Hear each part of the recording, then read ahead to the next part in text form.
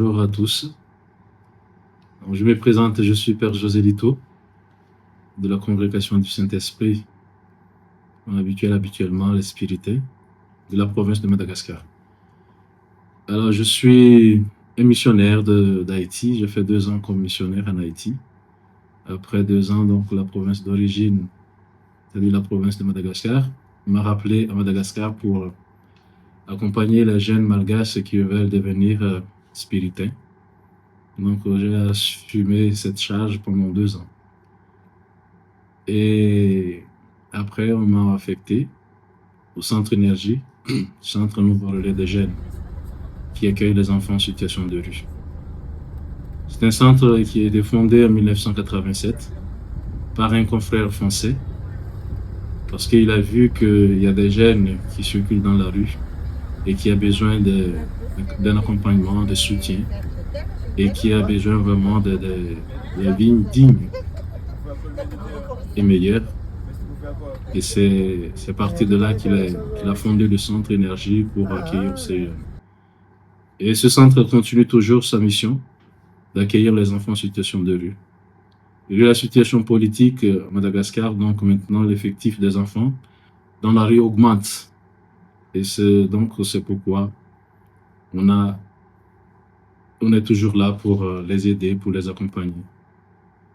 Et au Centre Énergie, nous avons comme activité, on accueille une urgence au gîte de nuit, c'est-à-dire les enfants arrivent vers 16 h au centre, ils prennent douche, ils se lavent.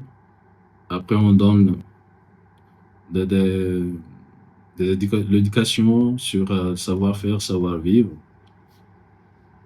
Et après, donc, ils dorment au gîte de nuit. Le lendemain matin, ils sont libres. Ceux qui veulent repartir dans la rue, ils repartent dans la rue. Et ceux qui veulent rester au gîte, ils restent là. Mais au gîte même, nous avons l'animation, alphabétisation. Donc, ceux qui restent, ils suivent l'animation avec les animatrices. Et le soir, ils restent toujours au gîte. Donc, la question maintenant, comment on fait pour faire venir les enfants au gîte. Donc, tous les mardis et jeudis, les éducateurs et éducatrices du gîte font ce qu'on appelle le travail de rue ou la maraude. Donc, on circule dans la ville de Tana pour rencontrer ces jeunes, ces enfants. Et on leur propose de venir au gîte. Et quand ils viennent au gîte maintenant, c'est là qu'on fait ce qu'on appelle la VAD, la visite à domicile, pour voir la famille, pour ceux qui ont des familles. Et quand on voit maintenant la réalité, la difficulté des familles, c'est là que maintenant on accueille les enfants au gîte et on voit déjà où sont les parents. Autre activité, c'est l'internat. C'est-à-dire, après 6 mois ou bien 1 année au gîte, pour ceux qui sont déjà fidèles, qui respectent déjà et qui sont prêts à vivre dans la discipline, et eux-mêmes, ils font la demande d'entrée à l'internat. Donc, au gîte, l'internat sur place, au centre même, donc pour les garçons de 13 ans, de 18 ans. Et quand ils arrivent à l'internat, ils ont déjà l'activité, projet de vie. Chacun choisit sa formation professionnelle. Et c'est à partir de là, maintenant, ils savent que pour combien d'années ils restent à l'internat. Et c'est bien aussi de signaler que au Centre Énergie, il y a garçons et filles, depuis au gîte. Mais faute d'infrastructure, donc nous n'avons pas encore l'internat pour les filles. Et c'est pourquoi on les envoie à Antirabé, chez les sœurs Notre-Dame de la Salette. Et actuellement, elles sont 27 là-bas.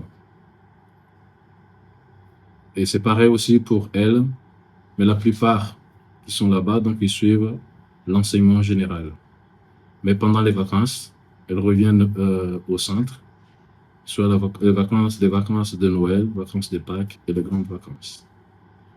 Et autre activité que nous avons, c'est la formation professionnelle. Actuellement, au centre, nous avons 3 ateliers: la poterie, la formation ouvrage métallique et ouvrage bois. Donc, ils suivent la formation 2 ans. Après la formation, donc, ils vont aussi, on cherche le lieu de stage pour eux afin qu'ils puissent travailler. Bon, en même temps, quand ils sont en stage, ils sont déjà payés, mais ils restent toujours à l'internat parce qu'ils ont toujours besoin de l'accompagnement et aussi la gestion financière, l'équilibre dans la vie parce que c'est pas évident quand ils gagnent déjà quelque chose et ils pensent toujours ils sont déjà autonomes et pour gérer l'argent qu'ils reçoivent, parfois c'est difficile. Pour qu'ils ne retombent pas encore dans la rue, c'est pourquoi on les accompagne jusqu'ils soient vraiment matures, équilibrés et arrivent à gérer économiquement. Et autre activité, c'est une nouvelle activité, c'est l'accompagnement de famille. Pourquoi l'accompagnement familial? Parce que si les enfants sont dans la rue, parce que les familles ont des difficultés. Et c'est pourquoi, depuis l'année dernière, nous avons pris cette décision d'accompagner les familles. Et actuellement, donc, le centre d'accompagnement, 116 familles sont des familles des enfants du centre. Donc, qu'est-ce qu'on fait avec les familles? Donc, il y a des ateliers pour aider les enfants et les familles pour qu'ils arrivent à comprendre que ce sont les parents qui sont les premiers responsables de l'éducation de l'enfant. Et on leur dit toujours que vivre en famille, c'est toujours une joie. Exactement. Malgré la situation que les enfants vivent, mais ils aiment toujours leur famille, leurs parents. Et autre chose dans l'accompagnement familial que nous faisons, c'est l'activité génératrice de revenus. Parce qu'on leur donne une formation professionnelle, comme formation en écologie et charbon écologique, formation sur la fabrication du savon artisanal, ainsi de suite. Mais après, c'est eux qui choisissent la formation qu'ils veulent faire pour pouvoir justement gagner des sous et qui arrivent vraiment à prendre soin de leurs enfants. Mais c'est une activité qui est très difficile parce que ça demande beaucoup de suivi pour qu'ils arrivent vraiment à réaliser leur activité génératrice. Et autre chose, donc, dans notre centre, nous avons une ferme.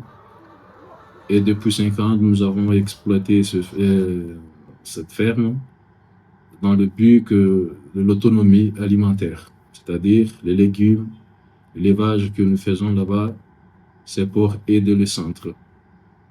Mais jusqu'à présent, nous n'avons pas encore atteint cet objectif. Et on fait toujours, on continue toujours nos projets dans cette ferme. Et là, nous sommes en train d'envisager de mettre en place aussi la pisciculture et l'élevage des vaches laitières. Nous avons déjà une vache qui est là, mais la pisciculture, nous sommes en train de faire des études pour la faisabilité de cette pisciculture. Bon, voilà, si on peut dire, faire le partage sur l'activité et la vie du centre énergie. Pour terminer, donc, comme j'ai dit, merci à tout le monde de nous soutenir, de nous aider. C'est vrai, on est là avec une équipe qui travaille jour et nuit pour aider ses enfants, mais on est conscient qu'on n'est pas seul. Derrière nous, il y a beaucoup de gens qui nous soutiennent et c'est grâce à leur appui, leur soutien aussi, qu'on peut avancer et aider ses enfants. Merci à l'association Prix.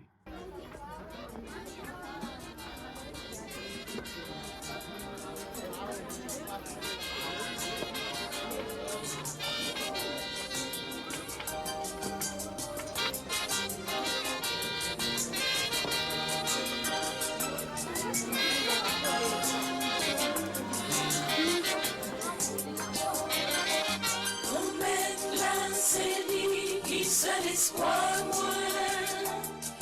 Dans lui seul, moi, mais toute confiance, moi. C'est lui qui a venu pour délivrer, moi. Pour me sauver.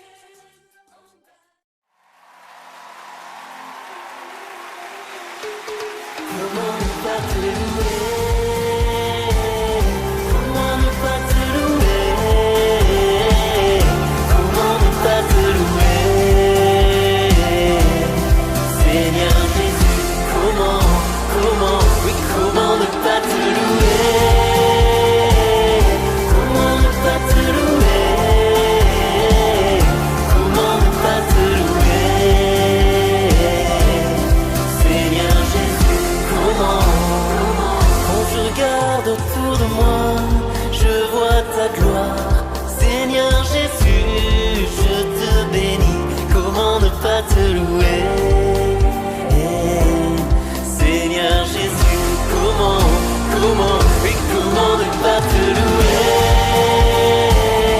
Comment ne pas te louer?